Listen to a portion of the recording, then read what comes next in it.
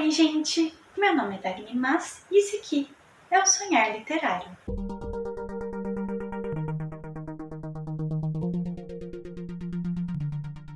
No vídeo de hoje eu vou falar sobre as minhas leituras de abril. No vídeo de resumo do mês passado, eu constei que, nossa, minhas leituras de abril estavam fluindo bastante, eu estava conseguindo ler bastante coisa.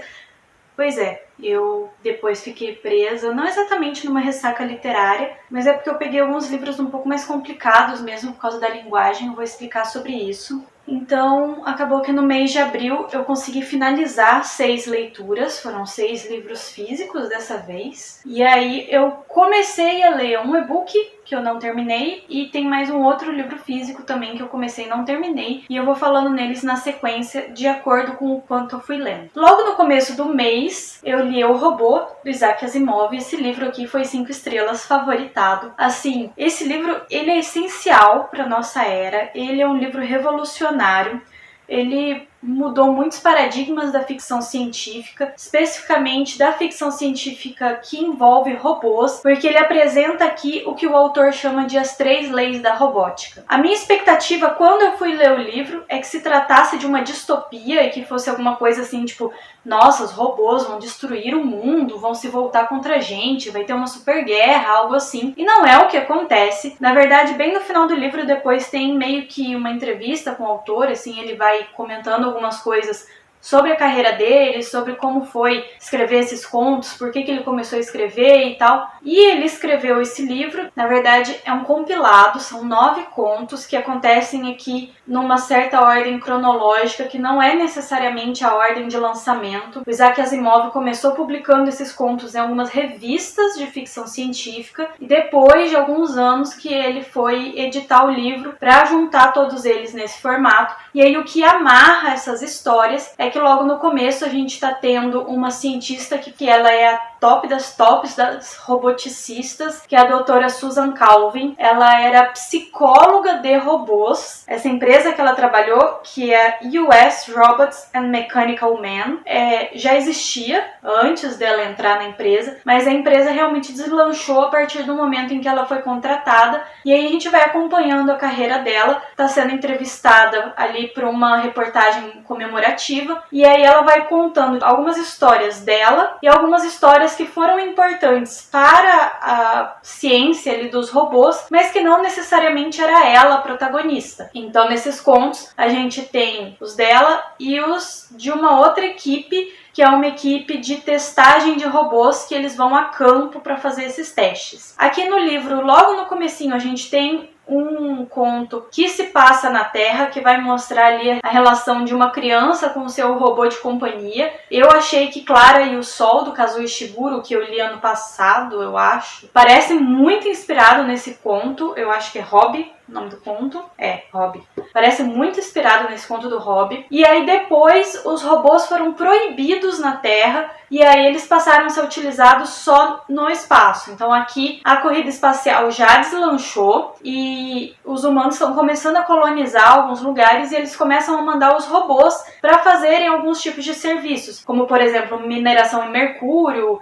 algumas coisas em estações espaciais e coisas assim. E esse tipo de situação que essa equipe de testes vai lá para ter que ver, olha, o robô não está funcionando direito, o que está acontecendo, para acharem a solução. Ele é um livro assim bem baseado na lógica, principalmente nessas 3 leis da robótica, que servem para que os humanos sejam protegidos dos robôs. São leis que são intrínsecas à programação desses robôs, ela é a primeira coisa que é inserida ali no cérebro deles. E assim, como os capítulos são bem curtinhos, são todos contos, né? É uma leitura bem fluida também. É bem gostosinho de ler, essas histórias são bem rápidas, elas são bem dinâmicas e elas são muito inteligentes. Tudo aqui é resolvido muito na base da lógica e eu achei isso muito interessante. Eles se baseiam muito nessa psicologia robótica para tentar achar o que é o problema, o que está interferindo ali na programação do robô, porque o robô ele não vai ter realmente ali um sentimento, ele vai ter alguma coisa que está conflitando com a programação dele para ele dar algum tipo de tilt. Eu acho que é muito importante a gente ler, principalmente agora que as inteligências artificiais estão passando a ser uma realidade no nosso cotidiano. Eu acho que é bem legal para a gente começar a ter uma visão, apesar de que é mais focado em robô do que nas inteligências artificiais mesmo em si, mas por ter esse enfoque na psicologia robótica, eu acho bem interessante. Depois eu li Tomates Verdes Fritos no Café da Parada do Apito, da Fannie Flagg. Para esse livro aqui eu dei 3,5 estrelas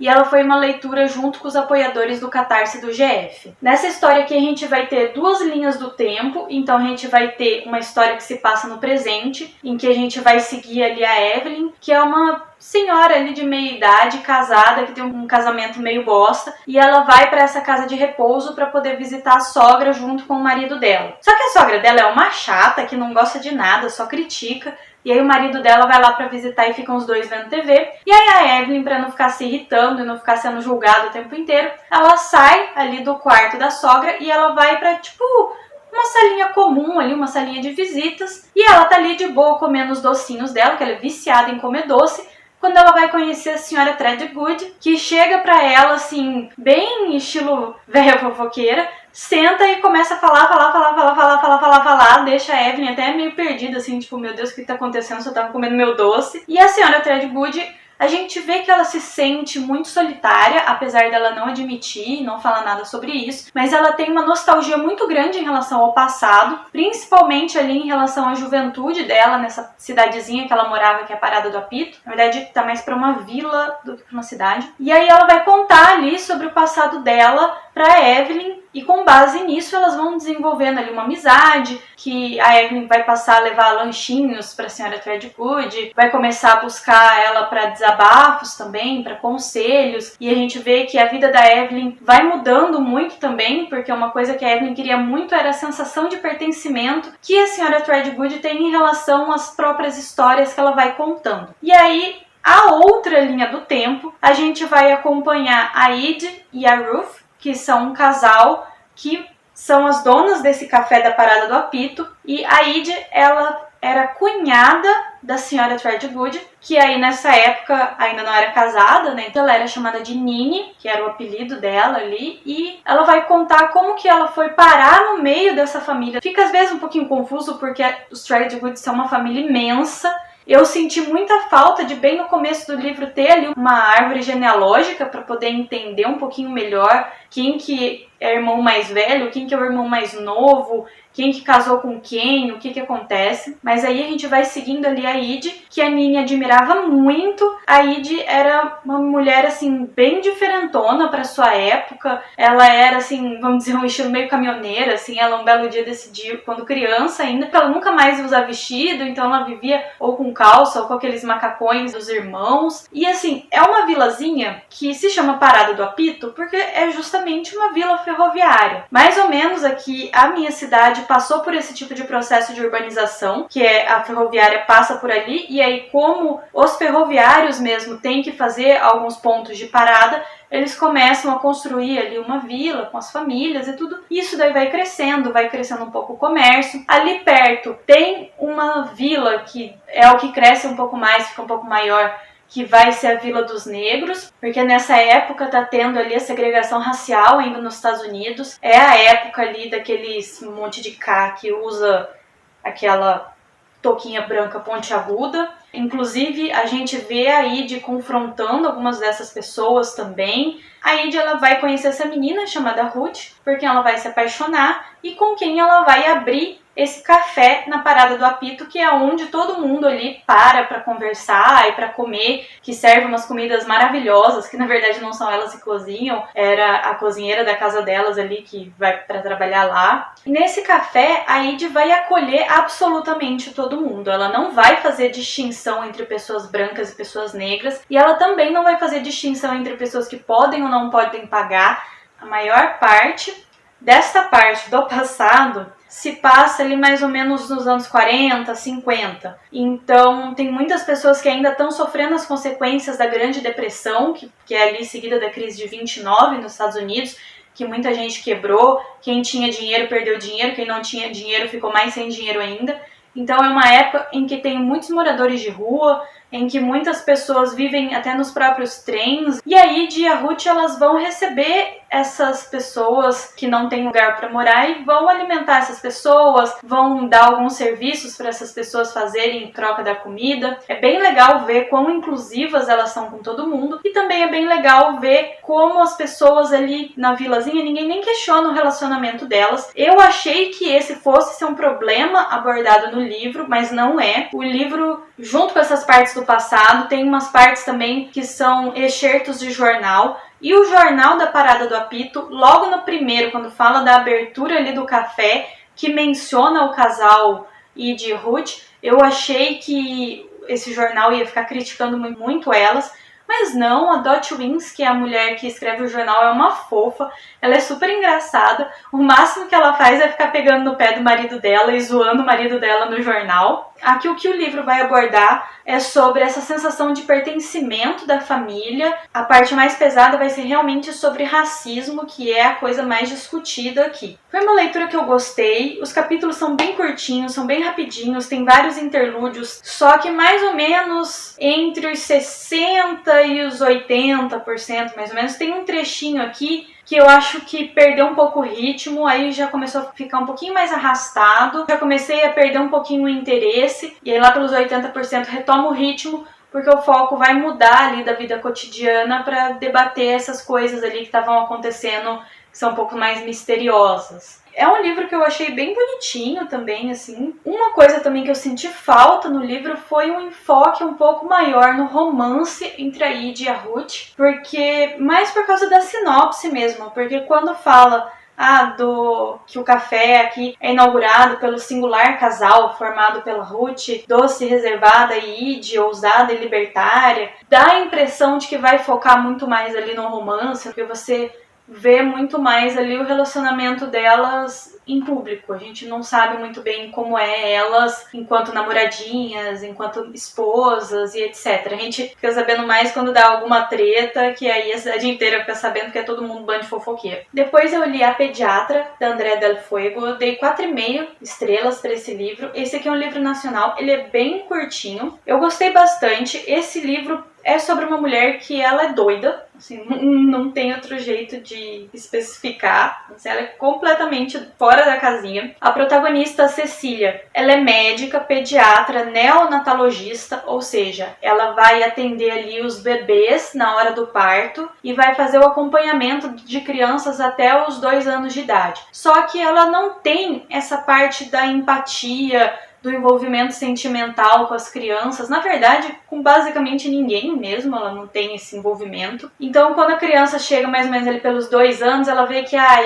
o paciente já vai se apegando muito, a mãe já vai se apegando muito, ela prefere demitir, entre aspas, ali o paciente, tipo, próximo, para não ficarem enchendo muito o saco dela. Todo mundo sabe que a relação entre mãe e pediatra costuma ser ali bem próxima, principalmente quando é mãe de primeira viagem, que geralmente tem um pouquinho mais de desespero ali em relação aos filhos e fica ligando para o pediatra. Então é uma profissão que normalmente a pessoa se faz um pouco mais disponível, tanto no caso de atendimentos, de às vezes atender o telefone de madrugada para poder dar algum consolo para a mãe, ou até mesmo mais disponível emocionalmente também, porque também é parte da rede de apoio da mãe, mas ela no caso não. Ela é muito boa médica, tá? Ela estudou medicina porque o pai dela é médico e aí o pai dela também é pediatra, mas a especialização dele é... agora eu não lembro o nome, mas ele trata crianças com diabetes. E aí, assim, o pai já tinha essa profissão, ele já tinha ali o consultório, na verdade ele é dono de um andar inteiro ali de um prédio comercial, então ela foi estudar medicina porque ia ser uma carreira fácil para ela, mas ela não estudou, assim, mede por amor, assim, amor que não se mede, mas assim, ela é muito exata, ela faz análises clínicas muito boas, ela só não tem assim essa parte humana, digamos. Eu achei muito surpreendente, depois que eu terminei o livro, eu ainda fui até pesquisar sobre a autora, porque eu achei que a autora fosse médica, enfermeira, alguma coisa, porque ela descreve muito bem, muito detalhadamente esse cotidiano da Cecília na parte profissional, e descreve os diagnósticos, e descreve tratamentos, e descreve um monte de coisa. Eu fiquei assim, meu Deus, essa mulher, realmente a pesquisa dela foi muito boa para fazer esse livro, e eu também achei assim muito bom o jeito que ela conseguiu inserir muitas coisas técnicas assim num livro que é muito curtinho, não ficou enrolado por ter esse tipo de coisa. Aí, em relação às relações pessoais, a Cecília, ela no começo do livro era casada, mas o marido dela, ela já queria dar um pé na bunda dele, estava esperando só ele melhorar da depressão.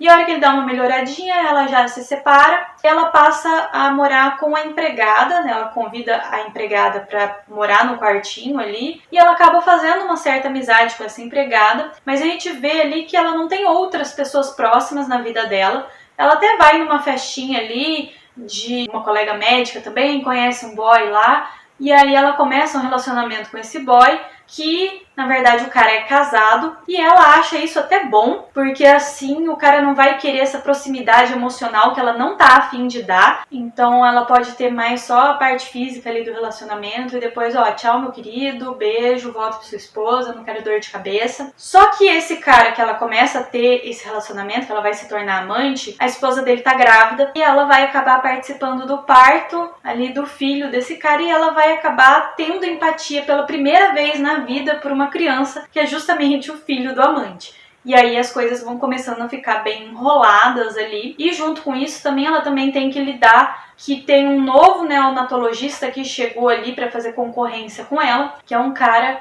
que usa de abordagens muito mais humanistas. Então ele faz partos naturais, com a presença de doulas, faz parto em casa, usa técnicas de aproximação entre o pai e o neném. Então, mas ela não só se sente um pouco ameaçada profissionalmente, como ela tem ali uma certa raivinha porque ela não concorda com os métodos que ele usa, e ela também vai se envolver ali nessa treta profissional. Depois eu li What Are You Going Through, da Sigrid Nunes. Depois que eu li e que eu fui registrar minha leitura no Scooby, eu descobri que esse livro já tem em português. Ele se chama O Que Você Está Enfrentando. Eu vou colocar a capinha dele aqui. Para esse livro aqui eu dei 4,5 estrelas. Esse livro, ele é basicamente um compilado de fofocas. Aqui a gente vai ter a protagonista, que na verdade a gente não tem o nome dela. O nome é citado umas 2 vezes, mas ele é citado em conjunto com o nome da melhor amiga dela, então você não sabe quem é a protagonista e quem é a melhor amiga. Mas aqui a gente tem uma protagonista que ela vai simplesmente passando pela vida e você vai acompanhando as coisas que estão acontecendo ao redor dela. É um livro que ele passa a sensação assim de uma tarde sentada assim no jardim, tomando um chazinho e fazendo uma fofoquita. Só que o livro ele vai ficando um pouquinho mais pesado depois de um certo tempo, porque essa amiga dela que tem câncer vai piorando um pouco da doença, e o livro começa a debater sobre o direito à eutanásia e o direito das pessoas de ter uma morte digna, que algumas pessoas não querem simplesmente ficar fazendo tratamentos e tratamentos e tratamentos, sabendo que a doença já está no estágio terminal e que não vai adiantar, e que ela só vai estar procurando ali algum cuidado paliativo, que algumas pessoas simplesmente preferem não prolongar esse período da vida e só simplesmente sair da vida no momento em que elas decidem. Apesar de tratar de um tema muito pesado, não é uma leitura pesada em si, a linguagem é bem tranquila, e a forma como a personagem lida com tudo que está acontecendo também é bem tranquila. Então, enquanto leitor, eu não fiquei sofrendo, não chorei. Foi realmente assim, foi incrivelmente leve para tratar do tema que trata. Mesmo essa questão ali do câncer e da eutanásia é tratado de uma forma como uma conversa cotidiana mesmo. E eu queria contar para vocês também que tem um gatinho aqui, ó, que uma das vezes em que a protagonista vai viajar para visitar essa amiga que está internada em outra cidade, ela ela fica num Airbnb que tem um gato, e aí tem um capítulo em que simplesmente, assim, é como se o gato fosse contar a história dele pra ela, e eu achei o máximo. Amei o gatinho. Depois eu li Gay de Família, do Felipe Fagundes. Esse livro aqui eu também dei 5 estrelas e eu também favoritei. Essa leitura é uma delicinha. Aqui a gente vai seguir a história do Diego, que é aquela gay afeminada e barraqueira que brigou com a família quando era muito jovem e saiu de casa e decidiu viver uma vida independente e totalmente afastada da família. Então, família de forma geral é um gatilho para ele, é um tipo de assunto que ele tenta evitar, deixar de escanteio, ele tenta nem lembrar que ele tem pais, os pais dele eram muito rígidos, homofóbicos e ainda racistas.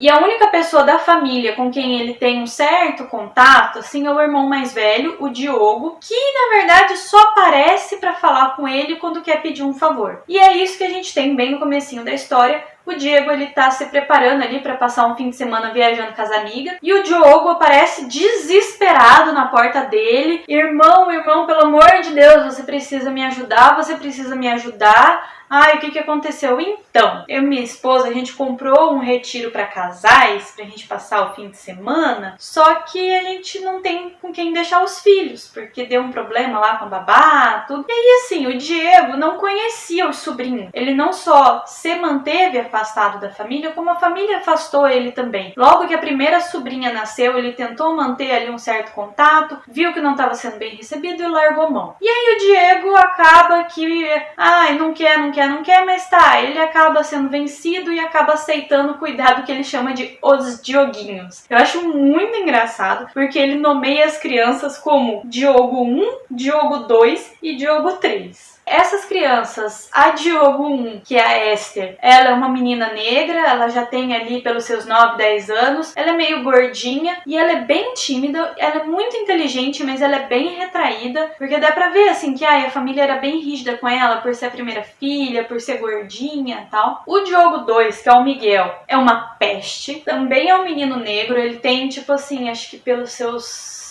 6, 7 anos, uma coisa assim, ou 5, 6 anos. Ele é daqueles meninos que não para quieto por absolutamente nada neste mundo. Você pisca o olho e o menino já, tipo, tá de cabeça pra baixo pendurado na lâmpada do teto. E ele é um menino, assim, que gosta muito de brincar também de princesas e de sereias. E por causa disso, e porque o Diego também era bem atentado, ele acaba se identificando ainda com o guri. E o Diogo 3, que é o Gabriel, é o menorzinho, ele tem ali lá pelos seus 3, 4 anos, por aí, é o meu favorito, porque o neném é gotiquinho. Ele é a única criança que puxou a mãe, que nasceu branco, e ele só usa roupa preta, ele só gosta de coisas macabras, de morte, cemitério. Ai, é muito bom ver o bebê gotiquinho. Se eles tentam colocar uma roupinha colorida no neném, ele chora. Ai, é muito fofo. E aí, aqui o Diego, ele vai ter que iniciar esse relacionamento familiar com essas crianças, porque ele absolutamente não conhece nada delas, ele não sabe nem o nome delas. Ele vai aprender o nome delas nesse fim de semana que ele fica para cuidar delas. Também, ao mesmo tempo, nesse fim de semana, ele vai conhecer um vizinho muito gostoso que se mudou ali, acho que pro andar dele, de qualquer forma, pro prédio dele. Que ele tá, assim, bem de olho, assim, e muito bom. E é um livro que vai falar sobre relações familiares, sobre pertencimento, sobre esse amor familiar. É daqueles livros que a pessoa meio mal-humorada, assim, da vida, vai ficar de coração mole e vai ser conquistado pelas crianças. É basicamente a versão gay daqueles filmes tipo O Fada do Dente, ou alguns filmes desse tipo. E é muito, muito engraçado esse livro. O Diego tem um senso de humor muito bom. As crianças também são muito engraçadas. Elas dão um monte de foras muito bons, mas às vezes elas também dão umas dentro muito boas. A única coisa é que esse livro, ele tem uma linguagem muito adulta, porque o Diego é uma pessoa muito sexual, então ele fala de coisas relacionadas a sexo o tempo inteiro, ele fala de homem gostoso, ele usa sunga que deixa a bunda de fora. Então, apesar de se tratar de um tema familiar e de ser um livro com crianças, não é um livro para crianças. Até aqui atrás consta conteúdo adulto, não tem cenas de sexo no livro, mas a linguagem com que o livro é falada é uma linguagem muito sexual, além dos vários tipos de xingamento, esse tipo de coisa. Então é um livro para adultos, tá? Por último, eu li Exciting Times, da Naozi Dolan. Para esse livro aqui eu dei 3,5 estrelas. Esse livro aqui foi o que começou a travar a minha lista de leitura. Ele tem um ritmo um pouquinho mais lento e ele tem uma linguagem um pouco mais difícil, porque a autora é irlandesa, então ela usa alguns termos que eu não conheço, algumas figuras de linguagem também que eu não estava familiarizada. E assim, eu tenho inglês fluente há muitos anos, eu leio em inglês tranquilamente há muitos anos, mas de vez em quando acontece alguma coisa assim. Geralmente isso me acontece quando eu tô lendo algum tipo de fantasia. Como eu falei pra vocês da Holly Black, que eu li o The Modern Fairy Tales em inglês, que tem uma linguagem um pouco difícil, porque ela vai usar algumas palavras com sentidos diferentes, alguns termos mágicos, coisas assim. Não é comum acontecer com romances contemporâneos ou com ficção literária, que é, eu acho que é a classificação desse livro, mas aconteceu, e aí é o tipo de livro que eu só tava conseguindo ler em casa, porque aí eu tinha que ler com o celular do lado, né, com o Google Tradutor aberto. Muita coisa, às vezes eu conseguia até pegar pelo contexto, mas eu preferia traduzir para eu poder aprender de fato também a expressão e etc. Essa história aqui, ela vai ter como protagonista a Ava. Ela é uma mulher de 22 anos que acabou de se formar ali numa faculdade que foda-se, nem é mencionado o curso que ela se forma. Ela se forma ali em alguma coisa que ela nem vai usar pra vida dela. Ela, na verdade, nem sabe o que quer da vida. Quem nunca? Totalmente normal para os 22 anos, né? A gente se identifica. E uma das poucas coisas que ela tinha, assim, meio que como meta na vida era ter, vamos dizer, meio que uma poupança, um fundo ali com dinheiro que ela foi trabalhando ao longo de muitos anos, geralmente como garçonete, mas ela fazia alguns outros bicos também para conseguir dinheiro, porque na Irlanda o aborto não é legalizado e ela tinha muito medo de engravidar, então ela foi juntando esse dinheiro para caso acontecesse alguma vez dela engravidar e ela precisar fazer o procedimento, ela poder viajar para a Inglaterra, passar um tempo lá e fazer o procedimento de maneira segura e legalizada. Aí depois que ela se forma, ela decide, não tem nada pra mim aqui, eu não tô sem rumo na vida, vou fazer uma coisa diferente. Ela pega o dinheiro desse fundo e compra uma passagem só de ida pra Hong Kong. Ela chega lá, aluga um quarto ali no Airbnb e passa a morar ali dividindo com mais umas 3 meninas, mais ou menos. Hong Kong é uma cidade em que se fala inglês como uma das principais línguas, porque foi colonizado pelos ingleses, além dos chineses. Então é um dos motivos dela ir pra lá. Ela vai para lá para poder trabalhar como professora de inglês. É um trabalho meio precarizado. Ela consegue ver o racismo ali no trabalho dela porque só são contratados professores brancos. Mas, ela não tem outra coisa para ela fazer. Ela acaba aceitando. As condições de trabalho também são bem ruinzinhas. O salário também é bem baixo. Mas ela não tem, assim, outras pretensões na vida. Ela, acaba aceitando ali o que tem, o que já está disponível, e é isso aí. Logo que ela se muda, pouco tempo depois, ela faz amizade com um rapaz chamado Julian, que é um banqueiro inglês que já está morando ali em Hong Kong há alguns anos. E aí o Julian, ele gosta muito da companhia dela, e ele tem muito pouco tempo para as coisas. Então acaba que ele chama muito ela para ir para casa dele, para eles beberem vinho e ficarem conversando. E aí essa amizade deles vai se desenvolvendo, vai crescendo muito, e acaba que ela vai morar com ele ali no quarto de visitas, e eles vão acabar ali se envolvendo e tendo um tipo de relacionamento. Eles não chegam a namorar, eles ficam naquela coisa assim, meio que, eles estão juntos, mas eles não estão juntos, né?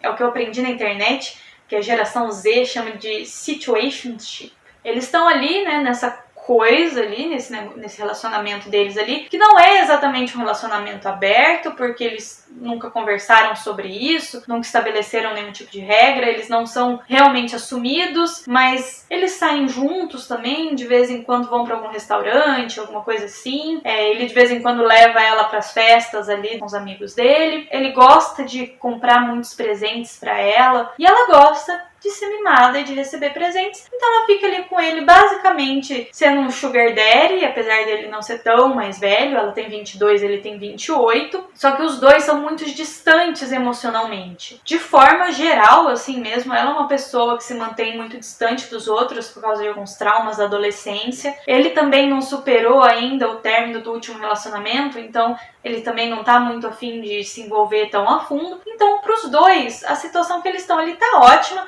eles têm alguém para ficar junto, para ser companheiro, para dormir junto, mas que também não vai ficar cobrando nada, também não tem nenhum tipo de compromisso, só tá ali e pronto. Só que a Ava, ela, apesar de ela não querer se comprometer no relacionamento, ela busca muito por aprovação, então apesar dela não querer amar, ela quer ser amada e ela valoriza muito as relações de poder dentro do relacionamento. Ela quer ser a pessoa com mais poder e ela passa muito tempo analisando essas dinâmicas de poder que eles têm entre eles. O relacionamento deles é muito baseado ali em umas piadinhas que fica um implicando com o outro. Inclusive o Julian acha que ela nem gosta dele, na verdade. Enfim, é uma história que é muito mais focada nos personagens do que realmente num enredo. Aqui não tem um enredo, você só vai acompanhando a Ava durante a vida dela mesmo. Um belo dia, o Julian ele precisa viajar e passar um bom tempo longe. Com isso, a Ava também vai poder explorar um pouco mais algumas outras relações. Ela é uma mulher bissexual, então ela vai conhecer uma outra mulher com quem ela vai se envolver